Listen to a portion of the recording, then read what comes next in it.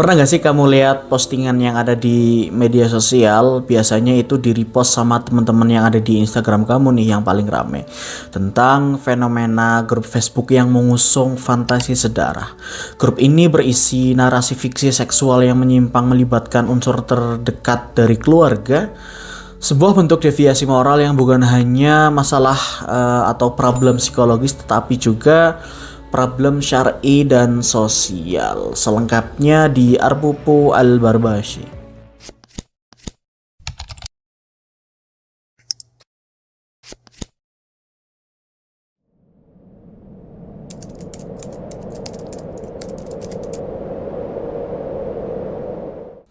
Dalam ilmu psikologi, sexual deviance adalah bentuk perilaku atau pikiran seksual yang menyimpang dari norma umum.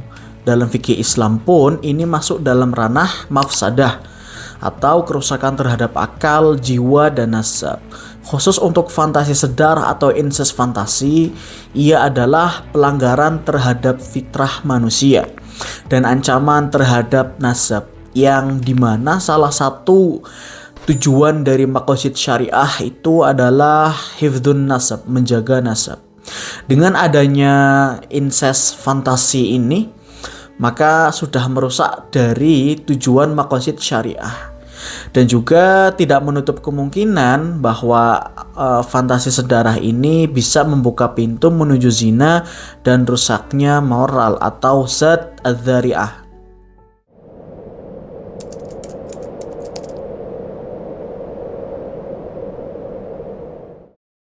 Banyak orang yang menyangka bahwa selama itu hanya fiksi maka tidak berdosa.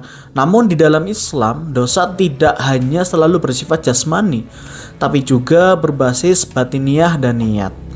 Dalam hadis riwayat Muslim diriwayatkan, di situ dijelaskan telah ditetapkan atas anak Adam bagian dari zina yang pasti akan dialaminya.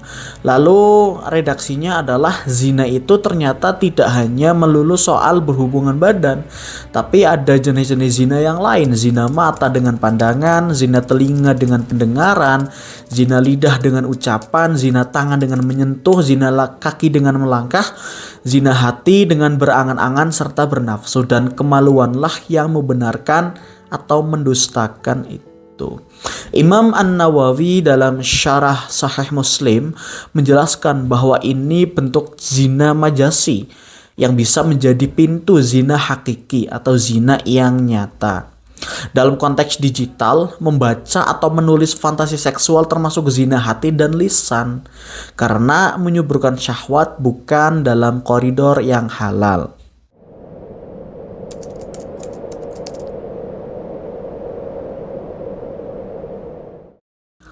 Salah satu tujuan utama dari syariat Islam menurut Imam Asy-Syatibi dan Imam Al-Ghazali adalah hifdzun nasab, menjaga keturunan, dan hifdzul aql, menjaga akal.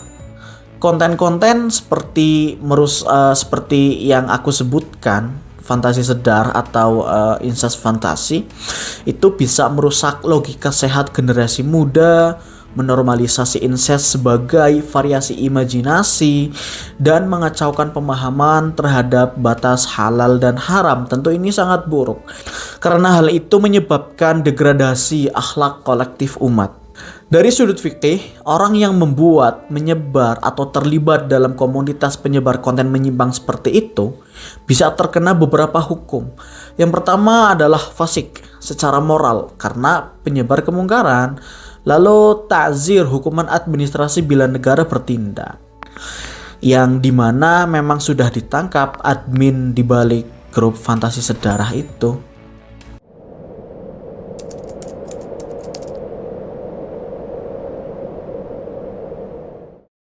Tugas kita sebagai umat Islam bukan hanya menjauhi, tapi juga meluruskan yang menyimpang dengan baik dan hikmah, wa mau'izatil hasanah. Rasulullah Shallallahu alaihi wasallam bersabda, barang siapa di antara kalian yang melihat kemungkaran, maka ubahlah dengan tangannya.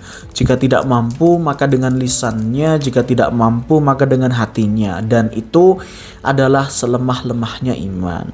Maka tindakan yang bisa kita lakukan bisa melaporkan grup tersebut ke dalam bentuk penyimpangan, lalu mengedukasi orang terdekat tentang bahayanya, dan bisa melalui konten-konten dakwah digital yang contohnya bisa kalian lihat sekarang. Akhirnya kita kembali pada tujuan yang diciptakan. Wa ma khalaqtul jinna wal insan illa liya'budun. Maka segala aktivitas termasuk dalam dunia digital harus terikat dengan rasa takwa, ihsan dan iman. Jangan sampai teknologi menjadikan kita lepas dari adab. Demikian pembahasan kita hari ini, semoga menjadi pengingat bahwa syariat tidak hanya membatasi tubuh kita, tapi juga pikiran, mata, dan jari kita di media sosial. Jangan sampai kita mudah terpengaruh atau bahkan kita ikut menyebarkan sesuatu yang buruk terhadap apa yang tidak diperintahkan oleh Allah, dan juga memang itu dikatakan sebagai hal-hal yang haram. Sampai jumpa di episode selanjutnya. Like kalau kamu suka video ini dan dislike kalau nggak suka. Silahkan kamu share video ini jika merasa video ini bermanfaat, dan jangan lupa subscribe. Demikian, salam akal sehat.